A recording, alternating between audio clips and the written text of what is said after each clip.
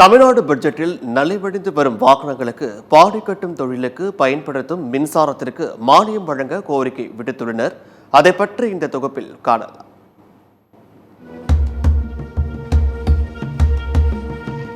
நாமக்கல் மாவட்டத்தில் முட்டை உற்பத்திக்கு அடுத்ததாக பொருளாதார வளர்ச்சியிலும் வேலைவாய்ப்புகளிலும் முக்கிய பங்கு வகிப்பது லாரி தொழில்.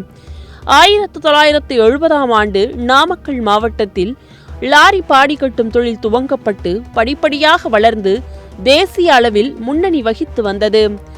நாமக்கல் நகரம் மற்றும் திருச்செங்கோடு, ராசிபுரம், கரூர் உள்ளிட்ட பகுதிகளில் லாரி பாடி கட்டும் தொழில் நடைபெறுகின்றது.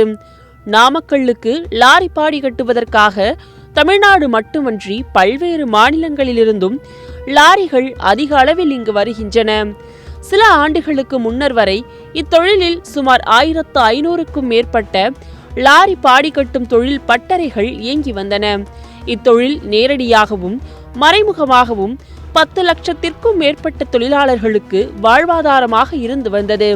ஆனால் மின்சார கட்டண உயர்வு, ஜிஎஸ்டி வரி உயர்வு, உதிரி பாகங்கள் விலை உயர்வு போன்ற பல்வேறு பிரச்சினைகளால் இத்தொழில் அண்மை ஆண்டுகளாக பின்னோக்கி சென்று கொண்டிருப்பதாகவும், இதன் காரணமாக நூற்றுக்கணக்கான சிறு லாரி பாடி கட்டும் பட்டறைகள் மூடப்பட்டு பல லட்சம் தொழிலாளர்களின் வாழ்வாதாரம் கேள்விக்குறியாகியுள்ளது.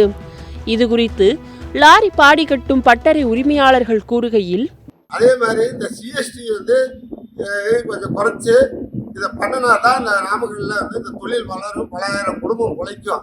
இப்போ இருக்க குடும்பத்தில் ரொம்ப எல்லாம் வறட்சியில் இருக்காங்க. மேலும் இந்த சிறு தொழிலுக்கு முக்கியத்துவம் கொடுத்து இந்த தமிழக அரசிலே இந்த சிறு குறு தொழிலுக்கும் விவசாயத்திற்கும் இதை கருத்தில் கொண்டு இது நிதியமைச்சரும் முதல்வர் அவர்களும் இந்த எங்களுக்கு சில சலுகைகள் வழங்கிட வேண்டுமாய் தாழ்மையுடன் கேட்டுக்கொள்கிறோம். மாதம் கரண்ட் பில் கட்டுவது எங்களுக்கு பழைய நடைமுறையை அமல்படுத்த வேண்டும். இது 2 மாதத்துக்கு ஒருமுறை கட்டுமானால் எங்களுக்கு பெரிய நஷ்டமும் கஷ்டமும் ஏற்படுகிறது. கட்ட முடியவில்லை, கரண்ட் துண்டிக்கிறார்கள்.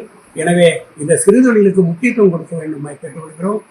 எனவே மத்திய அரசு ஜிஎஸ்டி வரியை 18 விழுக்காட்டிலிருந்து 10 விழுக்காடாக குறைக்க தமிழ்நாடு அரசு அழுத்தம் கொடுக்க வேண்டும் என்றும், தற்போது நலிவடைந்து வரும் லாரி பாடி கட்டும் தொழிலை மீட்டெடுக்கும் முயற்சியாக மாதந்தோறும் மின்சாரம் கணக்கீட்டை மேற்கொள்ளவும், தனியாக குழு அமைத்து மின்சாரத்திற்கு மானியம் வழங்க நடவடிக்கை எடுக்க வேண்டும் என்றும் கோரிக்கை விடுத்துள்ளனர்.